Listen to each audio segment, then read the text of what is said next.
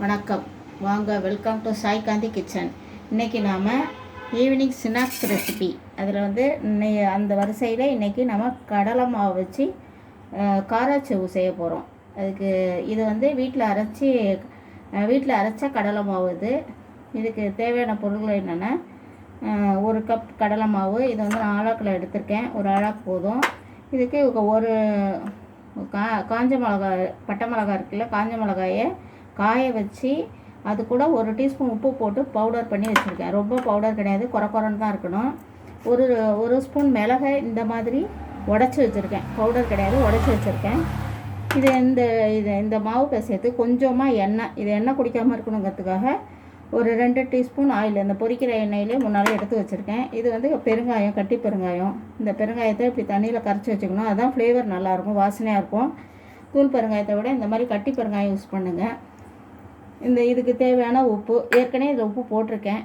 இப்போ வந்து இந்த காராச்சேவு வந்து எப்படி செய்யலாம் அப்படின்னு பார்க்கலாம். இதுக்கு வந்து ஃபஸ்ட்டு தேவையான அளவு நம்ம இந்த மிளகாத்தூளை போட்டுக்கலாம். ஃபஸ்ட்டு அதிலே உப்பு இருக்குது, மிளகு இருக்குது. இதில் உள்ள மிளகு அப்படியே போட்டுக்கலாம். நான் முன்னாலே 1 ஸ்பூன் தான் எடுத்திருக்கேன். இப்போ வந்து இந்த பெருங்காய தண்ணியை இதில் கொஞ்சம் ஊற்றிக்கலாம். இதில் எண்ணெய் எல்லாத்தையும் நம்ம மிக்ஸ் பண்ணிடுவோம். எல்லாத்தையும் இந்த மாதிரி மிக்ஸ் பண்ணிட்டோம்னா அது கரைஞ்சிரும். இப்போ வந்து நம்ம மாவை போட்டு பிசையலாம். இப்போ ஏற்கனவே நான் ஜலிச்சு ரெடியாக வச்சுருக்கேன் மாவு. இதில் எந்த மாவும் கலக்க வேண்டாம், வெறும் கடலை மாவு மட்டும்தான். இதில் அரிசி மாவுலாம் கலக்க வேண்டாம், வெறும் கடலை மாவுலேயே டேஸ்ட்டு நல்லாயிருக்கும். இப்போ தேவைப்பட்டால் தண்ணி கொஞ்சம் தெளித்து பிசைஞ்சிக்கலாம். இந்த மாதிரி மிக்ஸ் பண்ணுறதுனால உப்பெல்லாம் நல்லா கரைஞ்சிடும், மசாலாலாம் கரைஞ்சிடும், நம்ம போட்டிருக்க காரம்லாம் நல்லா செட் ஆகிடும். அதுக்கு நம்ம லைட்டாக தண்ணி தெளித்து பிசைகிறோம்.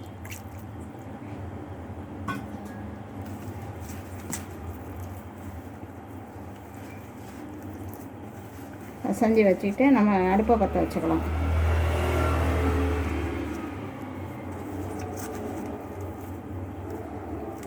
நல்லா மாவு டைட்டாக தான் இருக்கணும். தண்ணியாக இருந்துச்சுன்னா எண்ணெய் குடிக்கும்.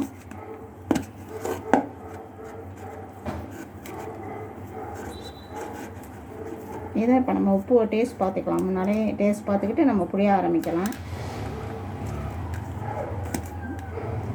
நம்ம அடுப்பை பற்ற வச்சிடலாம், இருக்கட்டும்.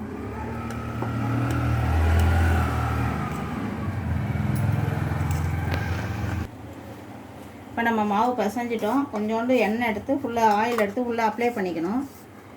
இதில் நம்ம எதுவும் ஃபுட் கலர் சேர்க்கலை, சோடாப்பு எதுவுமே கிடையாது. ஒன்லி நம்ம வந்து நேச்சுரலாக இது மாவு பிசைஞ்சு வச்சுருக்கோம். இந்த மாதிரி உருண்டை பிடிச்சி வச்சுக்கணும். முன்னாலேயே எடுத்து வச்சுக்கணும். அப்போ தான் அடிக்கடி நம்ம வந்து எடுக்கிறதுக்கு கஷ்டமாக இருக்கும். அதனால் இந்த மாதிரி அந்த மாவை வந்து நமக்கு தேவையான அளவு புளியிற அளவுக்கு இது பண்ணிக்கணும். கொஞ்சம் செக் பண்ணிக்கலாம். இது வந்து எண்ணெய் காஞ்சிடுச்சா அப்படின்னு ஃபஸ்ட்டு பார்த்துக்கலாம். மாவு கொஞ்சம் டைட்டாக பிசையணும். இது நீங்கள் சாரணியிலலாம் எண்ணெயை வச்சுட்டு புளிய முடியாது. நம்ம கடைகளில் புளியிற மாதிரி இல்லை. இது வீட்டில் நம்ம எப்படி ஈஸியாக புளியலாம். முறுக்கு உரல்லே வச்சு அப்படியே புழிஞ்சிட வேண்டியதான்.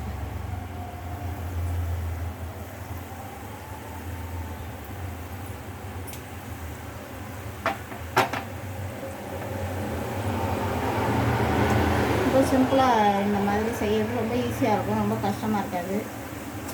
மாவு பிசைகிற டைம் தான், உடனே ரெடி ஆகிடும், காராச்சேவு ரெடி ஆகிடும்.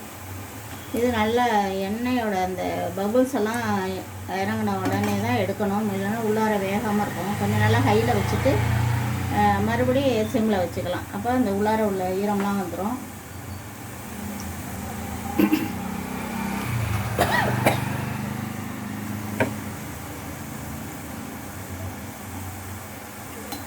பசங்களுக்கு ஈவினிங்கில் இந்த மாதிரி ஈஸியான ஒரு ஸ்நாக்ஸ் செஞ்சு நம்ம வீட்டிலே கொடுக்கலாம். கடையில் போய் வாங்க வேண்டியதில்லை.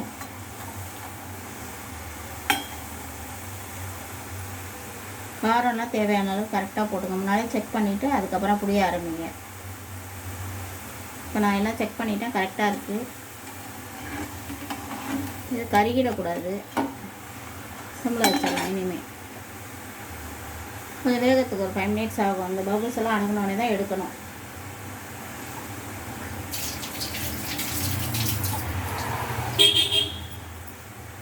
இப்போ நல்லா வெந்துருச்சு. இப்போ வந்து நம்ம எடுக்கலாம். இன்னும் ரொம்ப நேரம் போட்டிருந்தோம்னா கருகிடும், கலர் சேஞ்ச் ஆகிடும். இதுதான் சரியான பக்குவம். இதில் நம்ம எடுத்துடலாம். இப்போ ஒரு ஷிஃப்ட்டு போட்டு எடுத்துருக்கோம். அடுத்து இன்னும் ஒரு 2 ஷிஃப்ட்டு போட்டு எடுக்கணும்.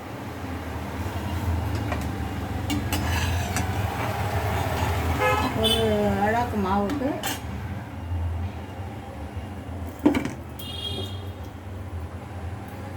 இன்னொரு உருண்டை 3 உருண்டை பிடிச்சி வச்சுருந்தேன். இந்த மாதிரி செஞ்சு வச்சுக்கணும். முறுக்கு செஞ்சால் கூட இதே மாதிரி பண்ணிங்கன்னா உங்களுக்கு வேலை சீக்கிரம் ஆகும். டைம் ஃபுல்லாக வச்சுக்கோங்க.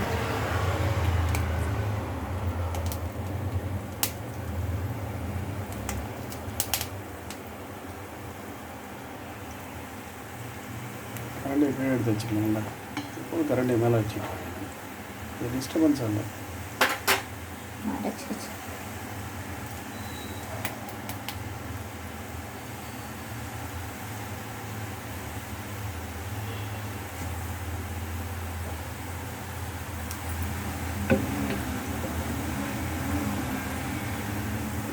ரொம்ப ஈஸியான முறையில் சிம்பிளாக பண்ணிடலாம். இது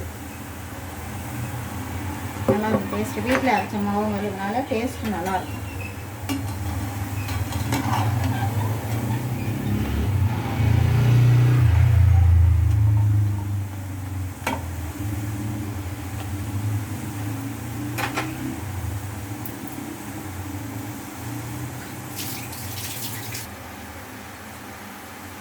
எடுத்துடலாம்.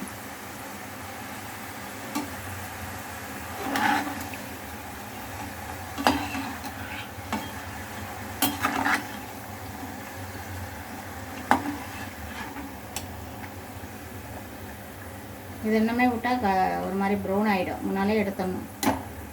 வெந்துருச்சு. இது வந்து இங்கே அந்த நம்ம எடுத்த பிறகு கொஞ்சம் வேகும். அது உள்ள ஹீட்லேயே கொஞ்சம் வேகும்.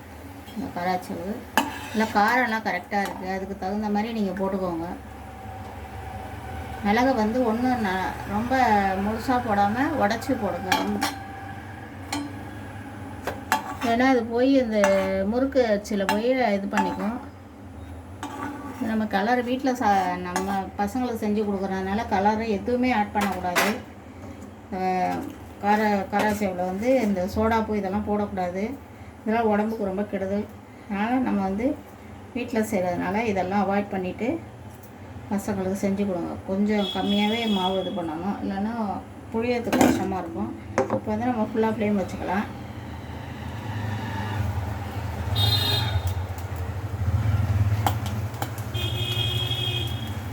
இது மரக்கட்டையில் புழியறதுனால ரொம்ப ஈஸியாக இருக்கும், சிம்பிளாக இருக்கும், உங்களுக்கு கஷ்டமாக இருக்காது. இந்த மாதிரி மரக்கட்டையில் பிடிங்க.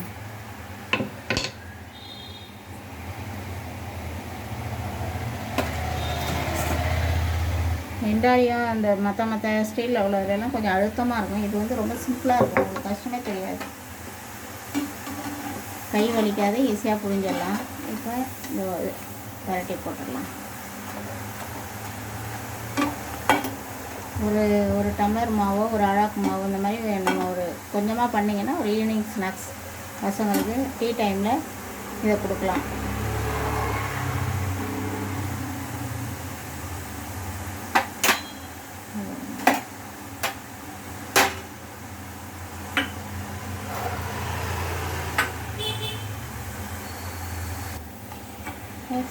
மறுபடியும் ஒரு தடவை பரட்டி போட்டுடலாம். நல்லா வெந்துருச்சு, அந்த இதெல்லாம் அடங்கிடுச்சு. நம்ம எடுக்கலாம்.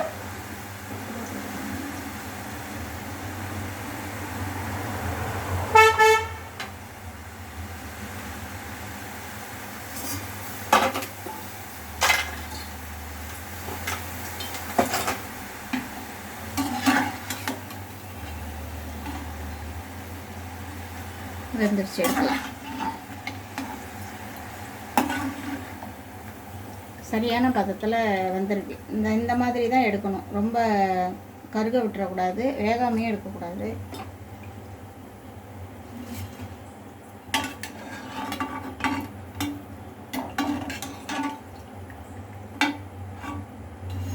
இந்த மாதிரி ஒரு டிஷ்யூ பேப்பர் மேலே இதை பொரிச்சு வைங்க. அப்போ அதில் உள்ள எண்ணெயெல்லாம் இறங்கிடும்.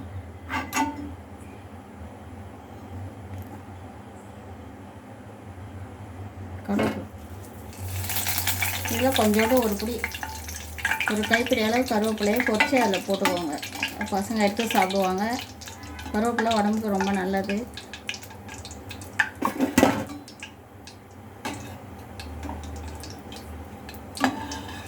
அதை பொரிஞ்சிடுச்சு.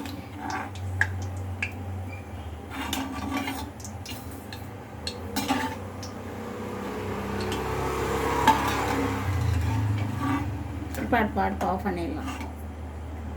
எல்லாம் பொரிஞ்சாச்சு.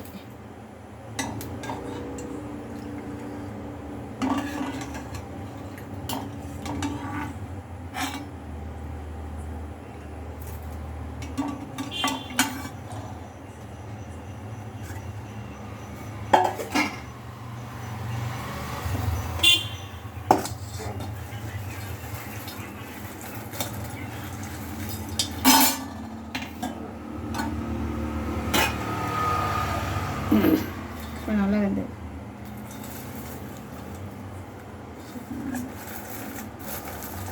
வெந்திருக்கு. நல்லா மொரன்னு வெந்து காராச்சேவு தயார். இது ஒரு டீ கூட சாப்பிட்றதுக்கு ரொம்ப டேஸ்ட்டாக இருக்கும். இது நல்லா வெந்திருக்கு. கடம்பெலாம் சொட்டை கேட்குது பாருங்க. இந்த மாதிரி பசங்களுக்கு ஈவினிங்கில் செஞ்சு கொடுங்க. இதை சாப்பிட்டு பார்த்துட்டு டேஸ்ட் எப்படி இருக்குன்னு சொல்லுங்கள். கமெண்ட் பாக்ஸில் எழுதுங்க. என்னுடைய சேனலை சப்ஸ்கிரைப் பண்ணுங்கள், லைக் பண்ணுங்கள், ஷேர் பண்ணுங்கள். இன்னொரு வீடியோவோடு உங்களை நான் சந்திக்கிறேன்.